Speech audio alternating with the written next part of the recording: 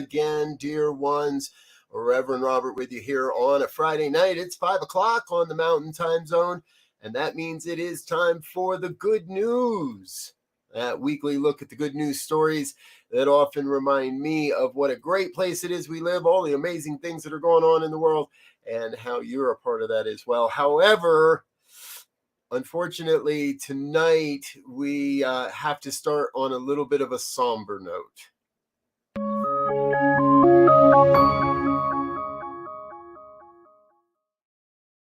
This is one of those segments we prefer not to do. However, tonight we open with an in-loving memory for Harry Belafonte, who made his transition from this earthly plane into the greater realms of beingness. That happened on Tuesday. And the reason I wanted to do this is I think many people forget what a great activist Harry Belafonte was for social justice. It was May of 1963 as civil rights demonstrators were rocking the city of Birmingham, Alabama, that Harry was working with Robert F. Kennedy in New York, who was then the Attorney General of the United States. And he was telling Kennedy, "You're not doing enough. You don't live with us. You don't even visit our pain." Harry Belafonte had many frank and heated discussions with Kennedy. In fact, the singer, actor, and activist was on intimate terms with many pivotal figures of the civil rights era. He was a confidant and advisor to Martin Luther King Jr., allied with Ahmed Sekou Touré, the president of Guyana. He funded the grassroots activists of the Student Nonviolent Coordination Committee as that organization battled Jim Crow, and he brought a delegation of Hollywood stars to the March on Washington. Again, he died on Tuesday at the age of 86. The civil rights leader, Martin Luther King Jr., called Belafonte in 1956 during the Montgomery bus boycott, and soon enough, Belafonte was part of the movement itself. He embraced King and supported King's movement. He spoke for the movement and continued to chide Bobby Kennedy as well as John F. Kennedy to do more. I think one of the highlights of his career was in 1968. He got to host The Tonight Show for a week. As a black man, that was unheard of at the time, and he used the platform to illuminate black perspectives and spotlight social justice issues. His guests did include Martin Luther King Jr., who was just about to launch his Poor People's Campaign, and Kennedy himself, who Belafonte urged to start the presidential campaign. It's a somber night in America, folks. We've lost a great social justice activist, and what we know is his legacy lives on and his spirit lives on, and people will, and we will, carry on his memory far into the future. All right, let's get back to some of our normal programming with the good news here on New Thought Media Network. Now, we get a lot of our stories over at goodnewsnetwork.org. This next story is no exception. We encourage you to go over and visit them at the goodnewsnetwork.org. Give them some love and attention they deserve. Last week, we reported heavily on Earth Day. And here we are a week later. Let's just say it this way. Every day needs to be Earth Day. Earth Day never ends. And so this is now our weekly reminder, at least for this week, of what we can do to support Earth Day and support the Earth as it is. And this one is free device recycling. Now, I don't know about you, but I've had to recycle a lot of electronic waste over the years. And it's always a real challenge to find a local outlet that will take electronic recycling. And when you find one that does, well, most of it ends up just being shipped off to landfills in the other side of the planet and doing more harm than good. America, we have a bad habit of being out of sight, out of mind, especially when it comes to electronic recycling. Well, good news. You can find more and more companies that are recognizing the need to be part of the solution, including Apple, including companies like Google, Staples. Staples recycles a lot of different devices. Walmart turns gadgets into gift cards. PC Magazine also reports that Best Buy actually has one of the best programs going on. They'll accept up to 3 different items a day, and you can come back day after day. Now, all of these companies have different rules and regulations based on where they are in the country, what state you are in, but they're all working to do something. So here's the call to action. Please, next time you have devices that need to be recycled, don't throw them in the trash. Call your local Walmart, call your local Best Buy, call your local Staples, call Google. Well, I know you can't call Google, but use Google. If it's an Apple product, contact your Apple store and find out how we can recycle those devices. All right. Let's keep going today with another great story. Now, we've reported on the use of seaweed and other what are known as invasive species in the past. And tonight we've got 2 great stories about different ways that people are using sargassum. Now, this is an invasive seaweed. It's been turning up in the Caribbean in recent years. And a group of scientists have in the UK have actually made a breakthrough. This was at the University of Leeds in the United Kingdom. Kieran Reid and his colleagues were looking in what they could do with this stuff. And they realized that they could add it to mix with some acid and salt and some other chemicals, and it became a plastic wrap. You know, that stuff that's on everything and you can't recycle it, you can't do anything with it. This seaweed, sargassum, is made up of a long chain of molecules similar to those found in conventional plastic wraps. So they start testing this stuff and realize that, number one, it will decompose within about 2 to 3 weeks compared to well over a year for traditional plastic wrap, and it can hold together in temperatures up to 450 degrees Fahrenheit, also more than in traditional plastic wrap, which melts at a lower temperature than that. Really, this has the potential to change everything along the entire supply chain, and it only needs to be able to. One last test they're working on is how to produce this at mass scale. I didn't know this. Traditional plastic is formed into sheets by being blown into huge bubbles. So they need to find out if they can do that. But however, seaweed is incredibly versatile, and countries around the world are testing out this material for all types of application. Our next story is exactly that. This one comes to us from Mexico, where the sargassum was really hindering the beaches in Cancun. And the gentleman in the picture there is Omar Sanchez. What he did was he started a company to employ local folks to clean up the sargassum. And then rather than dump it into landfills, he built a kiln and now makes adobe-like blocks. These blocks pass regulations as building material. So it's a construction brick that he's making. The company is called Sarga Block. And he started that to market the bricks, and this company is now being highlighted by the United Nations Developmental Program. They call it a stroke of brilliance and a sustainable solution to a current environmental problem. This all started for him back in 2015. Great work being done there. Kudos to you, Omar. I love it. So, seaweed.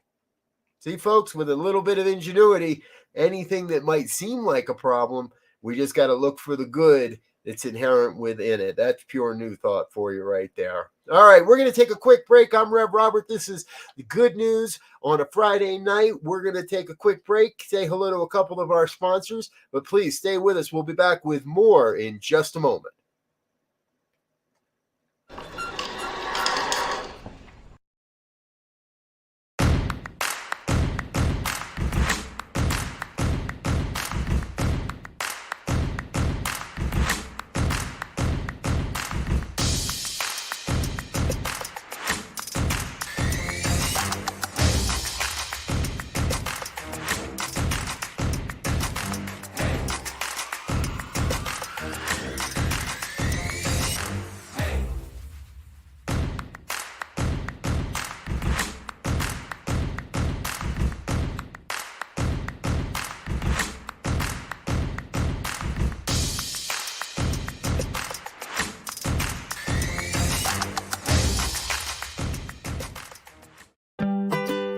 Happy birthday, Camp Cedar Ridge. We invite you to come camp and celebrate our first year while in sacred service. May 19th through the 21st, we'll be restoring our beloved meditation labyrinth. Come camp with us for the weekend, and all we'll ask you to cover are the meals. Vegetarian, vegan, and gluten-free options are available. That's the weekend of Friday, May 19th to Sunday, May 21st. You can bring your own tent or act fast and register for one of our glamping tents or bunkhouse beds while supplies last. We do have limited indoor accommodations for an additional fee. Find more details and registration at campcedarridgeor.org/lab.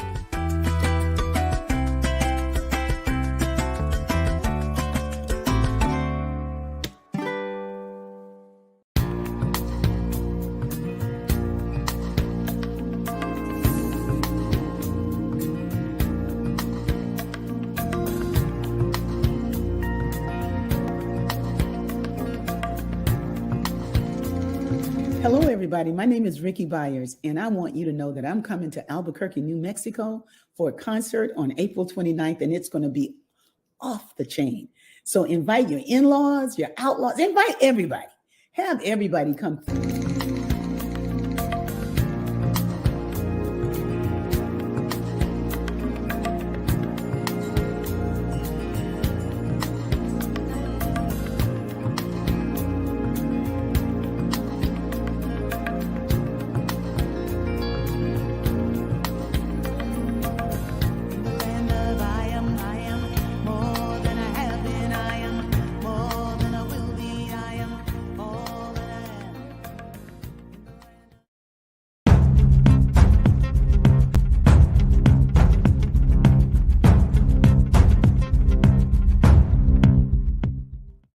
And we're back with more of the good news here on the New Thought Media Network. Happens every Friday evening. Thanks for being with us, folks. Thanks for being part of what we're doing here and sharing the word, sharing the love with people from around the world. Our next story tonight comes to us from a paper that was presented at the American Heart Association's Epidemiology, Prevention, Lifestyle, and Cardiometabolic Health Scientific Sessions. Yeah, say that one 3 times fast. This all happened in Boston, Massachusetts. And what they found is for the elderly population, an extra 500 steps a day significantly, we're talking 12% significantly, lowers the risk of heart disease. Now, a lot of studies focus on folks in the middle age and younger and such, where they all say, we got to take 10,000 steps a day, or can you get 15,000 steps a day? Well, they're finding that in our older years, as many as 2,000 to 4,500 steps a day can really do great work. And if you can get up over and take that an extra 500, so if you go from 4,000 to 4,500, you get a much lower risk of heart disease. You know, folks, it's real simple. All we got to do is get out there and be active, move around a little bit, and get our steps in. Not a hard thing to do for most people. If you are mobility challenged, then we're going to find another solution for you. For most of us, those good health habits start now. So let's everybody make a pledge this week. How about an extra 500 steps a day above and beyond what your average is? I think that'll go a long way for all of us. Hey, here at the New Thought Media Network, we really do love to focus on and highlight stories of people that are going above and beyond, especially when it comes to human rights. And our next 2 stories are just that. People in power doing good for the trans population in America. On Thursday, Kansas Governor Laura Kelly vetoed a slate of anti-trans bills that was passed by a Republican-dominated legislature. One bill seeks to ban trans people from using bathrooms and other public facilities that align with their gender identity. Another attempts to ban gender-affirming care for trans use. A third would ban trans students from rooming with cis students on overnight school trips. And a fourth would require trans prisoners to be housed based on their sex assigned at birth. all of these are recognized as completely worthless ideas, do more harm than good. And I want to give Governor Kelly a big shout out. Now, some of these might get turned over and get an override, and we might have to keep fighting. However, I think Governor Kelly made one of the greatest statements when she said discrimination of any kind has no place in Kansas. It will not be tolerated. Kudos to you, Governor. Good job. And our next story comes out of the U.S. Navy. Now, recently, a few Republican congressmen and senators have been making some statements because of the gentleman on the right here. That's Lieutenant Audrey Knudsen. Audrey read a poem on a ship, and people said some pundits decided they wanted to take that, make it into an issue of why our Navy is weak. Well, that didn't sit well with the general here, and I just lost his name. I'm sorry, Admiral Mike Gilday stood up and said, "It's not how it works, folks." He said, "I hope we train our officers to." Here it is. Admiral Gilday said, "I'll tell you why I'm particularly proud of this sailor. Her grandfather served during World War II, and he was gay, and he was ostracized in this very institution that she now only joined and is proud to be a part of. But she volunteered to deploy on Ford," that's the ship, "and will be again in the next few months. Sir, we ask people from all over the country, from all walks of life, from all different backgrounds to join us, and then it's the job of a commanding officer to build a cohesive team. That little trust that a commanding officer develops across that unit has to be grounded in dignity and respect. Transgender people have been allowed to openly serve in the U.S. Army forces since 2021, when President Joe Biden's Defense Secretary Lloyd Austin ended the previous administration's ban on trans people in the military. Congratulations to you both. Good work standing up and saying what needed to be said. Trans rights are human rights. And folks, I tell you, it just takes one. That's part of what we believe in New Thought. It just takes one person to speak truth.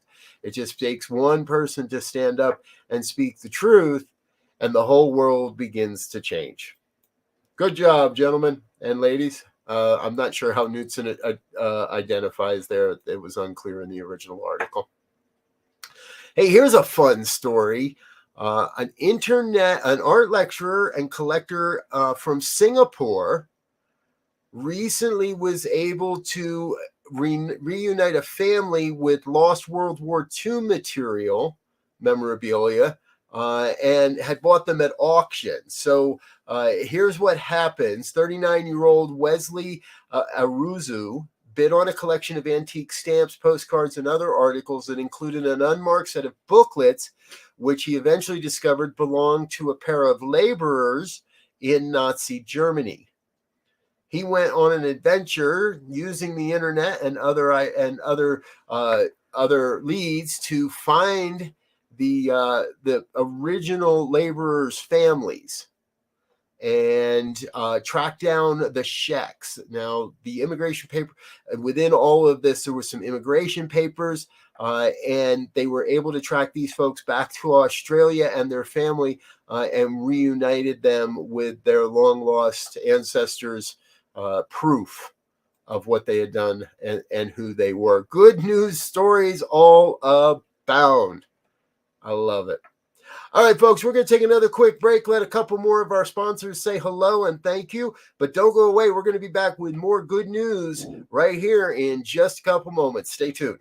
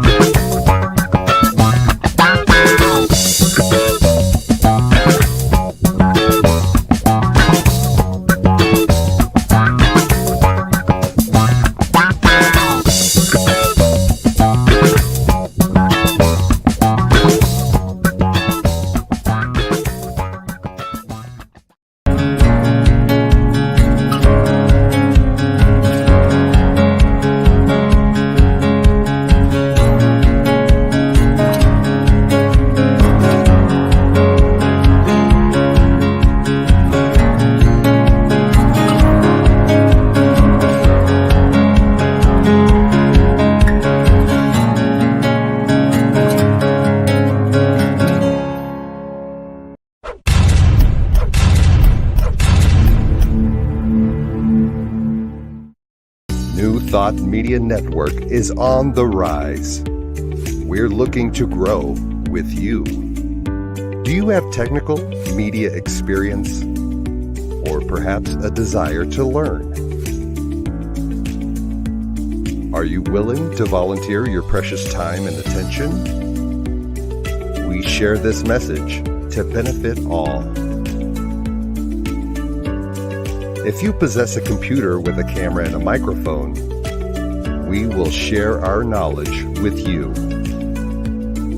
Behind the scenes or being the star, let us bless our one. Contact us at info@ntmedia.org. Please help us say thank you to our organizational sponsors and donors, including the Hefferland Foundation, Affiliated New Thought Network, International New Thought Alliance, Science of Mind Archives and Library Foundation, Center for Spiritual Living Denver, Center for Spiritual Living Midtown Atlanta, New Thought Philadelphia, Planned Happiness Institute, Summit Center for Spiritual Living, Center for Spiritual Living on the Lake, Unity Spiritual Center Kitchener, Om Center for Spiritual Living, Center for Spiritual Living North Jersey, Unity of Savannah,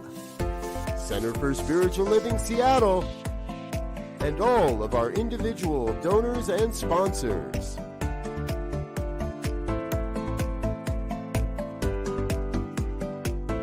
Thank you for being a part of the New Thought Media Network. Please come be you. Yes, yes, yes. Thank you, thank you, thank you to all of our organizational donors and committed sponsors. We love you. You are amazing, folks. If you'd like to become part of the New Thought Media Network family, please head over to our website, ntmedia.org. Click on the donate button and make your donation a monthly donation. Doesn't matter how much. Just make it a commitment to yourself to support us in getting this message out across the planet, and we'll add your name to the next version of the thank you video as well. All right, let's get back into it. This is the good news, and as is custom, our third segment is filled with stories that are heartwarming and memorable. I want to introduce you to Megan Martin and Saxy. Saxy is the horse's name here. You're going to love this story. Megan, when she was a teenager, met Saxy as she was training to be a racehorse and worked with her as a trainer. Saxy did go along to win a few $1,000s, but in racehorse winnings, that's not all that much. And so Saxy wasn't put out to pasture. She was sold. And often, I didn't know this, but retired equine athletes in America are often sold to the Amish communities. They use them to pull plows and buggies. And after a number of years of service to the Amish, Saxy was involved in an accident, left her unable to do the work she was doing. And this time she wasn't put out to pasture. She was sold for slaughter. However, it was around this time that Martin, Megan, who had grown up and was working full-time at the Red Lion Farm in Gray, Maine, was scrolling through social media and saw the brand on the horse's neck, realized that this was one of the horses she worked with as a teenager, and started to do what she does. Her friend and owner of the Red Lion, Kendra Gorham, decided they needed to bring Saxy home, and that they couldn't just let her end up in slaughter. So they split the cost, raised some money, and got some supply donations, set off to Pennsylvania, and brought the horse back to Maine within 48 hours of reaching out into their community. Actually, they were able to bring the horse home. People donated blankets, brushes, food, boots. The poor horse had no shoes on her feet, and her thins had worn smooth and thin. People were incredibly generous with their energy and their money and their time, said Martin.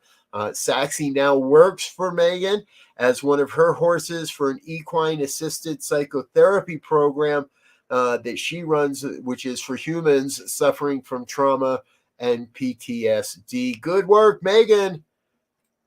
Congratulations, Saxy, on staying with us. Hey, here's another great one. I want to introduce you to Lucy Humphreys. That's Lucy in the chair there. She was told she had about 5 years left to live, and that the odds of finding a donor were about 1 in 22 million.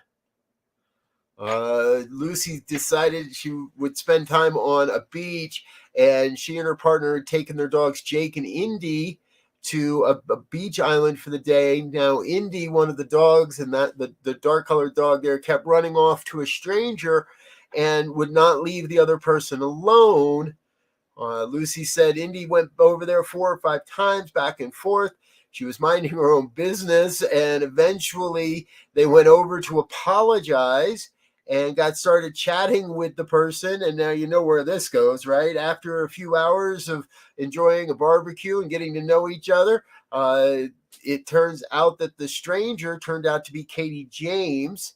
When Lucy mentioned the fact she couldn't drink alcohol as she was on dialysis, Katie revealed she had recently joined the kidney donation registry to make an altruistic donation. They swapped phone numbers, and yes, blood tests and scans confirmed that this woman was a match for Lucy. 1 in a $22 million chance.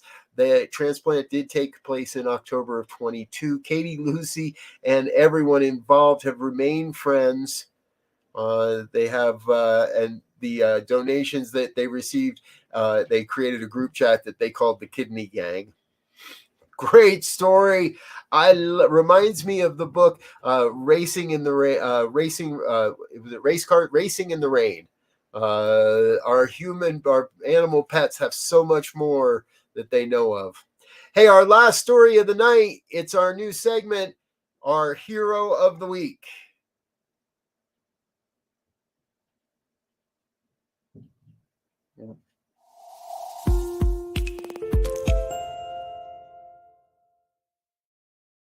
Thank you to our dear producer, Diego, for making sure everything runs properly around here.